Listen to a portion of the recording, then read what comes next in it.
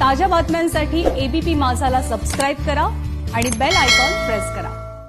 दिल्लीच्या वेशीवरती सुरू असलेल्या शेतकरी आंदोलनाला साहित्यिकांचा पाठिंबा आता मिळू लागलेला आहे। केंद्र सरकारने केलेल्या 3 नव्या कृषी कायद्यांविरोधात पंजाब, उत्तर प्रदेश, हरियाणा, राजस्थान इत्यादी राज्यातील शेतकरी आणि आंदोलनाच्या निमित्ताने दिल्ली इथं एकवटलेले शेतकऱ्यांसह बाकीचे राजकीय पक्ष, संघटना, कार्यकर्ते यांचा आता विरोध वाढू लागलेला आहे।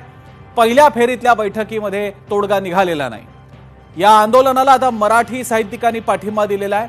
हे आंदोलन अमानुषपणे चिरडण्याचा प्रयत्न होतोय अशी टीका सुद्धा मराठी साहित्यिकांनी केलेली आहे।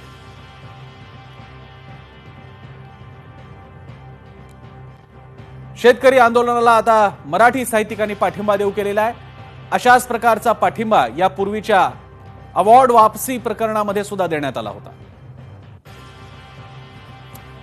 आपल्यासोबत आता आहेत साहित्यिक आसाराम लोमटे। आसाराम लोमटेची काय भावना आहेत या पाठिंब्यामागे आणि कशा प्रकारे बघता तुम्ही आंदोलनाकडे? कसं आहे, केंद्रातील नरेंद्र मोदी सरकारने जे 3 नवे कृषी कायदे अंमलात आणले त्या कायद्याच्या विरोधात पंजाब, उत्तर प्रदेश, हरियाणा, राजस्थान या सगळ्या राज्यातल्या शेतकऱ्यांमध्ये एक जबरदस्त अशा प्रकारच्या उठावाची भावना निर्माण झाली आणि हे सगळे शेतकरी आंदोलनाच्या निमित्तानं दिल्ली येथे एकवटलेले आहेत। सुरुवातीला आंदोलनकर्त्या या सगळ्या शेतकऱ्यांचा मार्ग रोखण्याचा प्रयत्न झाला। कडाक्याच्या थंडीत सुद्धा त्यांच्यावर पाण्याचे फवारे, अश्रुधूर, लाठी हल्ला या सगळ्या गोष्टी करण्यात आल्या आणि अत्यंत अमानुषपणे हे आंदोलन चिरडण्याचा प्रयत्न सरकारनं केला। तरी निर्धाराच्या जोरावर हे सगळे शेतकरी आपापल्या मागण्यावर ठाम आहेत।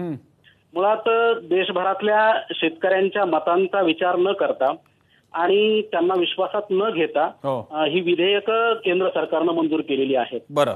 आणि या कायद्याच्या माध्यमातून करार शेतीच्या द्वारे बडे भांडवलदार शेती व्यवस्थेत उतरतील आणि जमिनीच्या तुकड्यावर श्रम करणारा, गुजराण करणारा जो शेतकरी आहे तर तो हद्दपार होईल अशी शेतकऱ्यांची भावना आहे। त्याचबरोबर कोरडवाहू आणि आर्थिकदृष्ट्या दुर्बल असलेले जे शेतकरी आहेत त्यांना शेतमालाच्या हमीभावाचं जे कवच आहे ते गळून पडेल अशी ही शेतकऱ्यांची भावना आहे।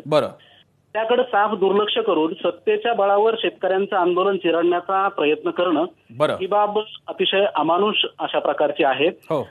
गेल्या 2-2.5 महिन्यापासून शेतकऱ्यांचा हा असंतोष खदखदतोय। तर या आधीच्या कालावधीमध्ये म्हणजे गेल्या 2-2.5 महिन्याच्या कालावधीमध्ये या शेतकऱ्यांशी संवाद साधण्याचं दायित्व सुद्धा या सरकारनं पार पाडलेलं नाही। अशा परिस्थितीत लिहिणाऱ्यांनी शेतकऱ्यांच्या पाठीशी उभं राहिलं पाहिजे आणि महाराष्ट्रातून विशेषतः शेतीच्या शोषण व्यवस्थेची मांडणी करणाऱ्या महात्मा ज्योतिराव फुले यांच्यापासून ते क्रांतिसिंह नाना पाटलांपर्यंत अनेक धोरणांनी ह्याच मातीतून शेतकऱ्यांच्या प्रश्नावर लढे दिले। त्यामुळे आज दिल्लीतला जो ठामपणे उभा असलेला जो शेतकरी आहे आंदोलनातला त्या शेतकऱ्यांच्या पाठीशी आपण असलं पाहिजे आणि ते आम्ही आमचं कर्तव्य समजतो।